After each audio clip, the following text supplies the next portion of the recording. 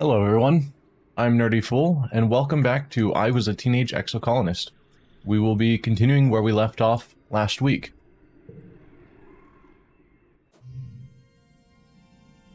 So as we left off, we had just made it to the start of a new year. So we are now 11 years old, and once more in the quiet season. So I guess we'll do the usual going around, seeing if anyone has anything new to say. Hank furrows her brow as you approach. You again? She says. Why do you keep pestering me? It's not as though you've done anything to impress upon me your usefulness. At your blank look, Tang rolls her eyes. What I mean is, we're not friends. We don't have enough reasoning to further her storyline. Anemone holds up her palms to you excitedly. Selene, look! Her palms are covered with a collection of scrapes and blue flaky scales. I'm getting tougher every day.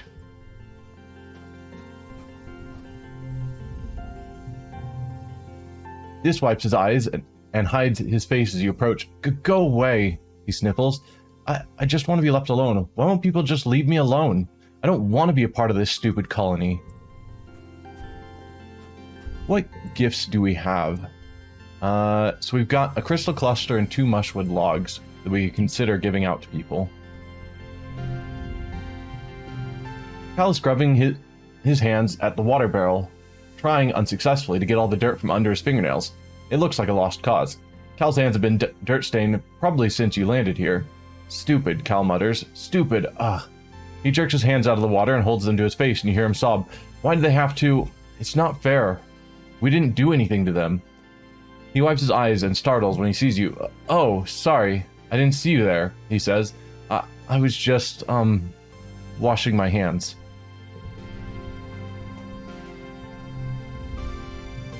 You're looking a little worn out, my little firefly, your dad greets you, looking concerned. You know, despite what your mom might say, there is such a thing as too much work. Maybe some R&R over in the lounge would help recharge those solar cells. What do you say? Maybe I just need a hug. It gets us a bit less stress and some more colony loyalty. Your dad throws his arms wide. Well, get in there, Tiger Butter. After a long hug, you do feel a little better. Your dad gives incredible hugs. Is our mom actually saying anything? Yeah. Are you eating enough? Your mom says, looking at you critically. Drinking enough water? It's hotter here than you're used to. You don't have to take care, or you have to take care of your body if you want it to take care of you. Wow, I am not speaking well today. And lastly, Mars. Mars is leaning over a holoscreen, chin in hand. She exhales and blows a piece of hair out of her eyes. I hate schoolwork, she says, but my dad's told me that a good education is necessary for all people of culture, so I guess I gotta do it. She scrolls listlessly through her work with one finger. I'm doing the science parts last, though. Alright. I think we are still too young to go out exploring. You step cautiously through colony gates. Well, hey there, Selene. Uncle Tonin tries to muster his old smile. I'm afraid you better stick to sports ball for now, okay? It's a tough world outside these walls. Okay.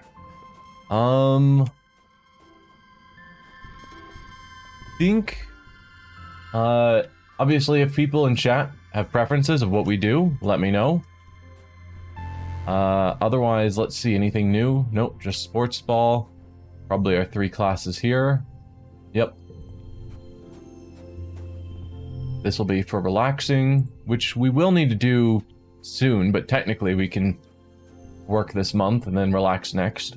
Deliver supplies, or probably just shoveling dirt. Yeah. So I think we're gonna go with another one of the classes. Maybe engineering, we haven't done that much.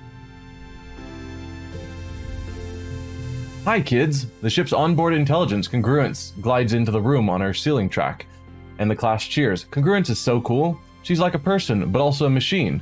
She knows a lot of jokes and can tell you anything about space. She never gets bored or frustrated by your questions. You all know me, she says, but I'll bet some of you have questions about how I work. What do you want to know? How do you know so many things? My brain is big, she explains. It's just enormous, really. Much bigger than this little monitor you see here, and it's connected to the ship's holonet, so anything you can look up on your holopalms, I just know. What's your job?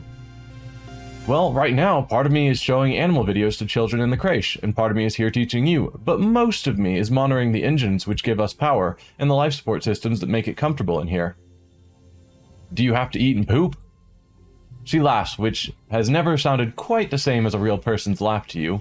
I guess you could say I eat electricity, but not in the same way you get energy from food, but no, I have never pooped.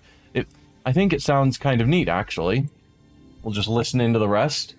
Congruence explains that she had to do all kinds of calculations to help fly the ship and land it, and that she was designed to provide a user-friendly interface to the ship's systems. But Hal has modded me to be far more than just that. She says proudly, now I can even tell jokes. Why did the computer cross the road? I don't know why. Congruence smiles widely. String of binary. I've seen someone translate the binary. I don't remember what the answer was. Maybe I'll check it out at some point. But we'll just get to work. Unfortunately, I don't read binary. As you get older, challenges can have conditions. The challenge suit, social, mental, or physical, determines what conditions can appear, and which decks will work best. Try to collect social yellow cards if you want to win battles for social skills, empathy, persuasion, creativity, bravery. So we now have this extra challenge of whatever card is sitting here will turn blue, which can help or it can hurt.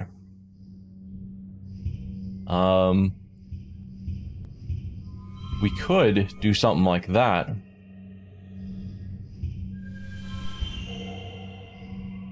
There we go. We got a super goal. We'll give it a shot. Nope, still not the best. We could have gotten up to 24. Hey, Jorenda, welcome. Victorious. Gained a bunch of engineering and a little bit of reasoning.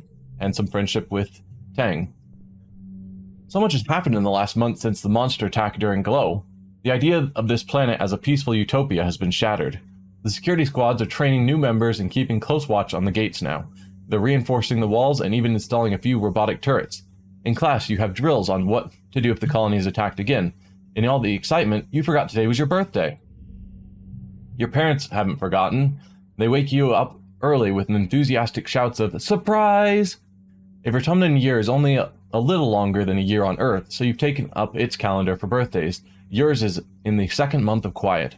Spark snow drifts slowly past your porthole window as you snuggle with your dad. Your mom climbs up too and sits on the edge of your bed.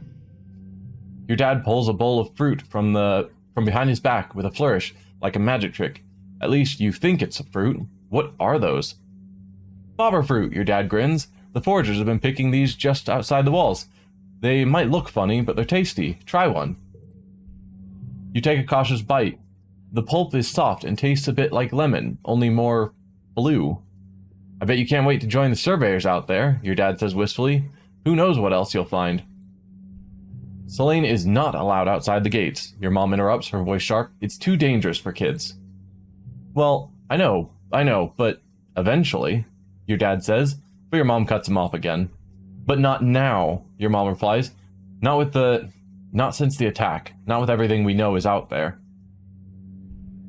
Either you knew about the monsters, admit it, or the attack was scary. I'm not going to be confrontational. The attack was scary.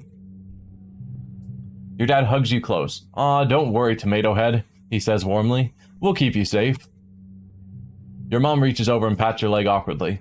I know it's scary, but if you do as you're told during emergency drills, you'll be okay. Nothing is going to hurt you kids while we're around. You'd like to believe them, but you've seen the colony fall in your dreams. How long will it be until those visions become real?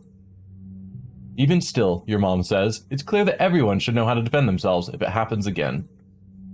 To be clear, this includes knowing when to run away, your dad adds. Security Chief Rhett's offering self-defense lessons at the garrison, you know? Even for kids, if you're interested, you should drop in sometime. So we can now do defense training at the garrison. Your mom gives you a stern look, and I've heard stories of kids sneaking outside the walls, she says grimly. If I catch you doing that, I'm going to put a chip in your ear. You laugh. What a good joke. Your mom doesn't laugh. What, me never? It's probably not that dangerous, or I'll do what I want. What, me? Never. I wouldn't go out and explore. Yeah, you better never, your mom retorts, crossing her arms. On to mid-quiet. We'll do our usual rounds of seeing if anyone has anything to say. Nope, Tang is just her usual response.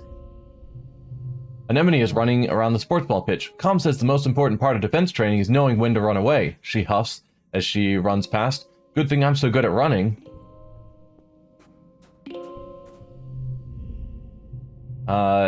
This sits before a collection of rocks, grouped by color and texture. As you watch, he takes another rock from his pockets and stacks it with its kin.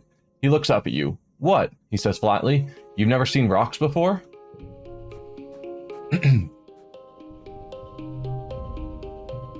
Your mom is hard at work. Are you even surprised anymore? She cares about the fields more than she cares about anything else. And our dad? Hey Sprout, your dad greets you. How are your classes going? I know it's hard to sit in the classroom while there's so much to explore, but everything in life is going to get easier for you if you take the time now to learn about a lot of things. He laughs. Who knows, maybe you'll be running this place one day. Hal is leaning on the garden fence, looking out at the colony. That attack was awful, he says quietly. I did something I'm not proud of, and people still got hurt. He sniffles and rubs his face. All the adults tell me that it's okay because I had to do it, that I was brave and I protected the colony, but I don't want to hurt anything, not even a monster. Found something you like. Have some bobber fruit. Maybe that'll cheer you up. Food!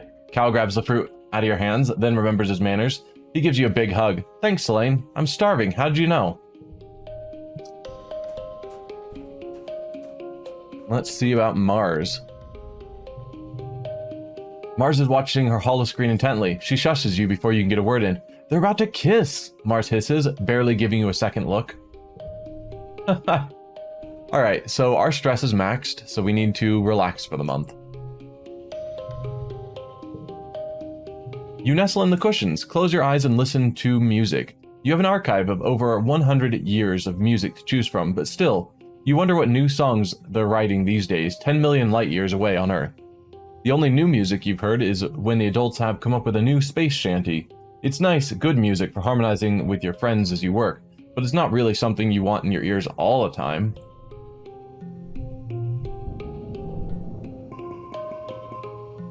Alright. We'll get rid of that one because it's the lower value. And we're now rejuvenated. Stress-wise. Dang. Nope, still wondering why I'm pestering her because we aren't friends. Nothing new with Anemone. Nothing new with Dis.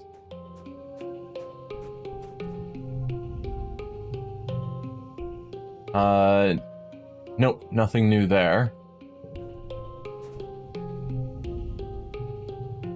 Your dad pulls a flower out of his pocket and gives it to you. A blossom for my little blossom? He tucks it behind your ear. I'm 99.99% sure this isn't poisonous, but let me know if you get a weird rash or anything.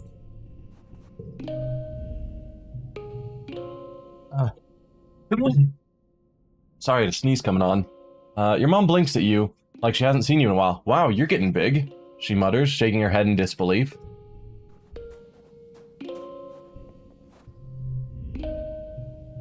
And we've already read that one. Okay, so we can finally make a decision about what we want to do for the month. And I think I want to try out this defense training that's new.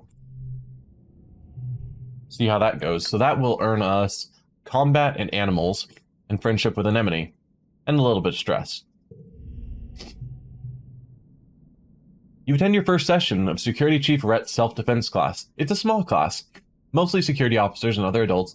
You and Anemone are the only kids. She gives you a wink and a cheesy thumbs up as you listen to Rhett rant about how everyone in the colony needs to learn self-defense. You could be walking along, thinking you're safe within the walls, and a flying animal could swoop out of the sky. Then what would you do?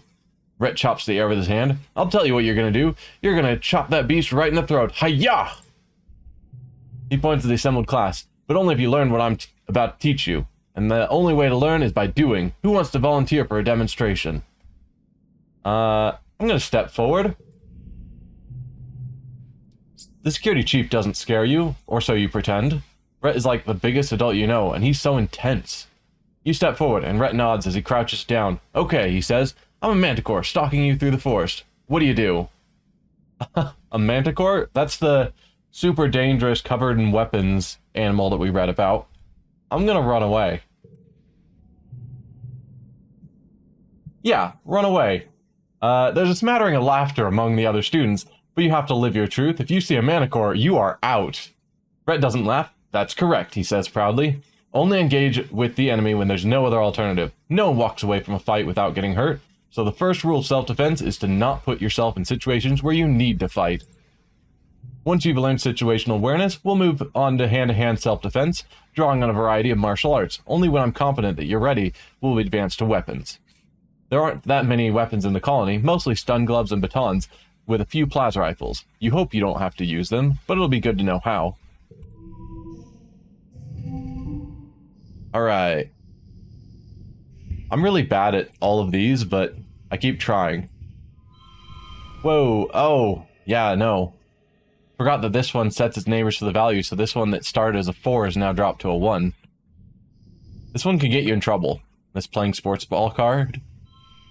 So we can go that route. Let's see, is that higher? 18 versus 17? Yeah. So we'll do that.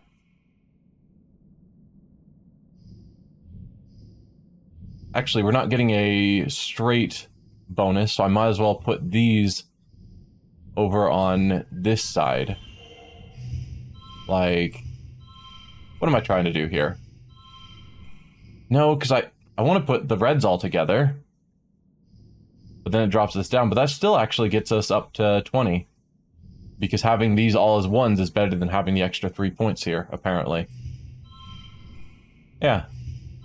Alright, we'll go with the 20 and get the super goal. Lots of combat, a little bit of animals, some stress, and some kudos. And a bit of friendship with Anemone.